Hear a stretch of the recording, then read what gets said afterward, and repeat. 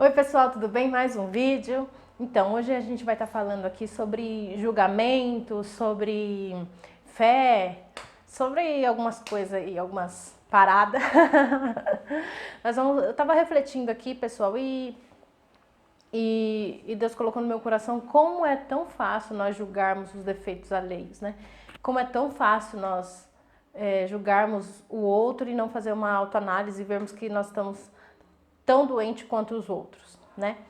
Bom, quando eu fui me casar, devido eu ter me casado, né, com meu esposo e ser tudo muito rápido, o pessoal começou a falar pra mim que eu era interesseira, que eu tinha interesse. Eu escutava isso de várias pessoas, né? Assim, algumas não falavam diretamente, mas certos olhares, certas formas davam a entender isso. E o meu esposo, certas pessoas brincavam com ele, tá casando com uma menina, só tá interessado também na beleza, na idade, por ser mais jovem, né? Então, como as pessoas, elas costumam nos auto-julgar, né?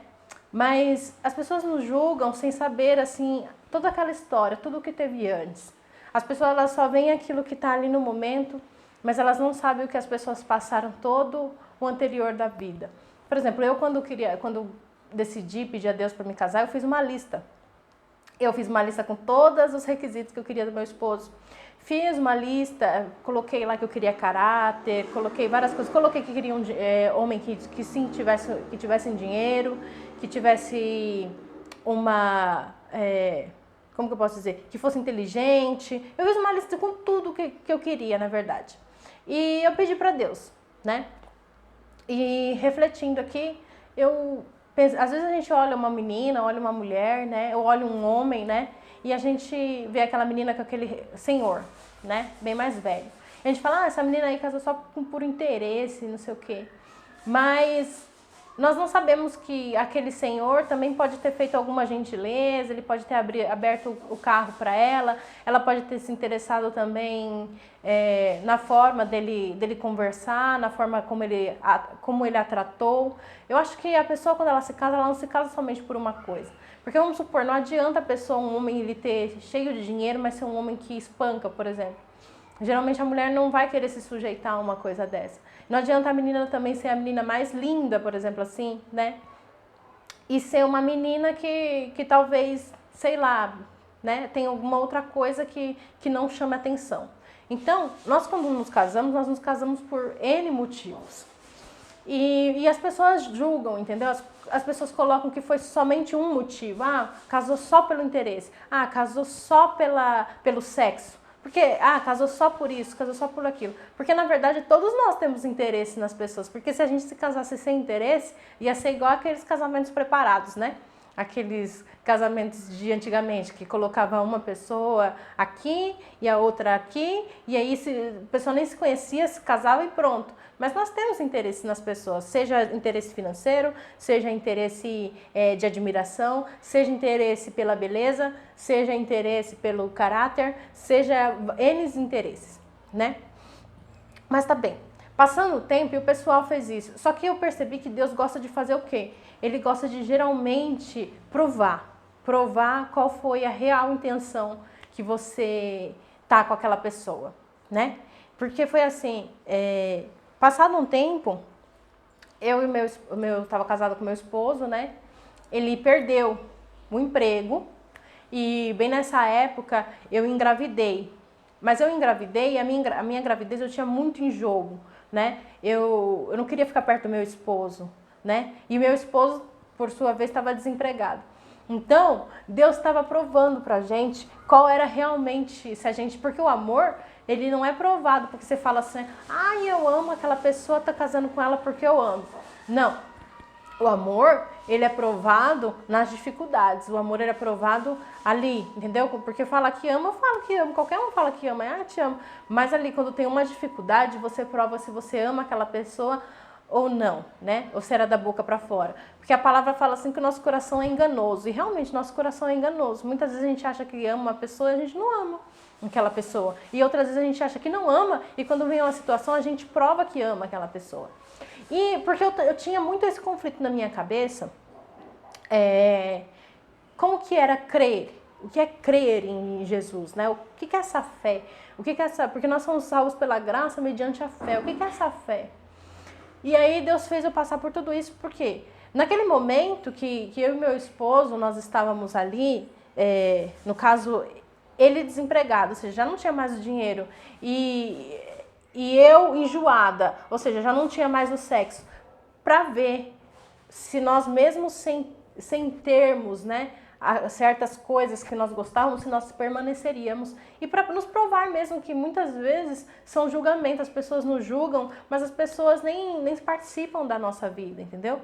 Então, não nos cabe a nós ficarmos julgando somente por criticar as pessoas. Nós temos que perguntar para a pessoa, porque nós não vivemos a vida do outro, nós não temos como julgar a vida do outro, né? Se for um julgamento para você falar, olha, igual por exemplo no caso, às vezes você casa com uma pessoa e ela é bonita, ela é rica, ela é tudo de bom. Mas aí você fala com ela, com a pessoa que vai casar, ó, pode ser que um dia ela já não seja mais rica, ela já não tenha mais beleza, ela já não seja mais essa pessoa que você está casando nesse momento agora. E aí? Isso sim é um conselho. Mas você ficar apontando a pessoa, porque você é interesseira, porque você é um tarado, porque você não sei o quê. Isso não faz ninguém ser melhor por você ficar apontando as pessoas assim. Então tá. Não que eu seja perfeita, tá, pessoal? Porque eu também tenho erro. Eu só tô falando aqui, mas eu também tenho vários erros. Como eu falei pra vocês, né? Não tem pecado que eu acho que eu não tenha...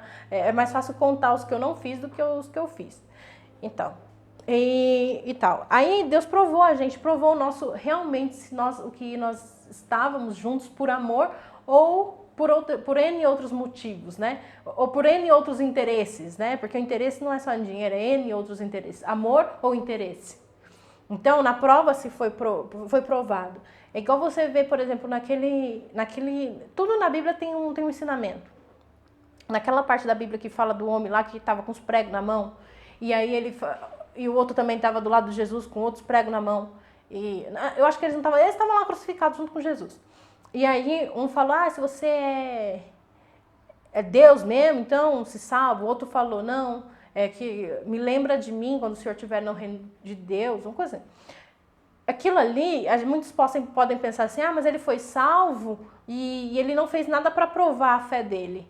Eu creio que ele tenha feito sim para provar a fé dele, porque você amarrado, crucificado, no sofrimento, ele ainda teve a condição de, mesmo daquele jeito, falar que Jesus era o Filho de Deus. Então, para mim, aquela atitude dele provou, porque ele estava numa situação de que muitos talvez falavam ali, realmente, nós estamos tudo aqui lascados, não tem Filho de Deus, coisa nenhuma. Então, ele provou a fé dele, entendeu? E nós provamos, porque assim, é muito fácil a gente falar assim, que crê em alguma coisa. Por exemplo, a gente fala assim, eu creio, você crê que... Eu chego pra você e falo, pessoal, uma cobra. Vou dar um exemplo aqui, eu gosto de dar exemplo assim que é pra entender. Uma cobra, tem uma cobra grande ali, mas as cobras que tem tal mancha assim, elas não são venenosas. Aí você fala assim, Dai, você acredita nisso que eu tô falando? Eu acredito. Aí eu falo assim, então vai lá e pega aquela cobra pra mim. Aí eu falo, não vou pegar não, vai que ela me pica. Então, você falou que você tinha fé naquilo que eu estava falando, mas você não mostrou com as tuas atitudes que você tinha fé naquilo que você estava falando. Então, eu acho que é isso que a palavra fala que Deus fala assim, Jesus fala assim, e por que vocês ficam me chamando de Senhor, Senhor, vocês não fazem o que eu mando vocês fazer? Vocês não são Senhor coisa nenhuma, vocês não fazem o que eu mando vocês fazer. Porque eu estava vendo aqui em Pedro, né, em Romanos, que agora o pecado já não nos domina, né? Não domina. A gente vive pela graça. Tudo tem o seu tempo, né? E Deus, ele nos capacita conforme as nossas condições, ele vai capacitando. Então, quando você entra, às vezes, na fé, você não tem condição de deixar certo pecado. Aí você vai e fala para Deus, Senhor, igual eu. Eu, por exemplo, assim, eu falei para o Senhor, Senhor, eu não tenho coragem de dar meus colar, não. Não tenho coragem de dar. Aí eu falei assim, então, Senhor, o Senhor está vendo que eu não tenho coragem, então providencia um ladrão aí que me roube. Desse jeito eu falei. Quando eu fui ver, passando um tempo, e não é que ele tinha mandado realmente um ladrão lá e roubar? Por quê? Porque ele viu que aquilo que eu estava falando era verdade, eu não tinha condição. Agora, tem coisas que ele já nos capacitou, né? E que a gente fala, Senhor, ele pede uma coisa pra gente. Ah, Dai, faz isso. Aí eu falo, Senhor, não tenho condição. Aí ele fala, tem sim. Tem sim, porque eu já te capacitei para você fazer isso daí que você está fazendo. Esse pecado aí, eu já te capacitei. Ou às vezes uma coisa que nem é pecado, às vezes ele fala uma coisa assim para você, igual lá no deserto, lá que eles falou, povo, não come essa codorna aí por 3 dias, só para testar se o povo ia obedecer. Então, é mais ou menos isso. Jesus quer obediência, é provar que você crê nele é assim, obedecendo. Eu acho que deve ser isso. Ele manda umas coisas pra gente fazer, entendeu? Ele vai pedir umas provas de amor para você fazer. Ele vai pôr umas coisas pra você fazer, vai falar pra você fazer umas coisas. Aí a pessoa fala, mas nós não somos salvos pela graça, somos salvos pela graça. Por quê? Porque é através do Espírito dele que nos capacita a fazer essas coisas que ele pede pra gente fazer. É umas coisas que ele pede. Não sei não, Deus é pai, entendeu? Ele pede umas coisas aí. É igual você vai pra uma festa. Aí você pede, pai, posso ir na festa? Na festa não vai ter nada, tem isso. Não quero que você vá pra festa. Mas por quê, pai? Hoje eu não quero que você vá pra festa. Aí outro dia você tá lá, aí ele olha pra você e fala, por que você tá tão aí, tá tão triste aí, vai pra aquela festa, vai pra uma festa. Mas você não falou que não era pra mim ir pra festa? Naquele dia eu falei que não era pra você ir pra festa, mas hoje eu tô falando que você pode ir pra festa. Você fica sem entender. E assim é a vida com Jesus, a gente fica sem entender. O que eu aconselho vocês a fazer é o que eu faço, entendeu? Por mais que vocês estejam com raiva dele, ou que vocês não queiram conversar com ele, vocês conversam. Todo dia vocês conversam. Porque enquanto numa amizade, enquanto você tem o contato com a pessoa, você tem a intimidade. Então, teve vezes de eu estar tão mal com Jesus, que eu só cheguei e falei assim, obrigada, Jesus, pelo dia de hoje. Não tô querendo conversar com você hoje. Desse jeito. Mas eu querendo ou não, e aí uma vez eu falei, ele pediu uma coisa pra mim, aí ele pediu um negócio pra mim, aí meu pai falou assim, né, meu pai lá do céu falou assim, o filho que obedece traz orgulho, mas aquele que desobedece é a vergonha do teu pai. Eu falei, ixi, lascou, hein, lascou, mas enquanto tá chamando de filho, tá bom, entendeu? Enquanto ele estiver chamando vocês de filho, tá bom, fique em paz. E, é isso aí que eu ia falar hoje, entendeu? Acho que é isso aí. E tem mais coisa. É que o vídeo fica grande, mas eu tenho que falar isso. Depois disso, eu tava grávida, meu esposo tava desempregado, né?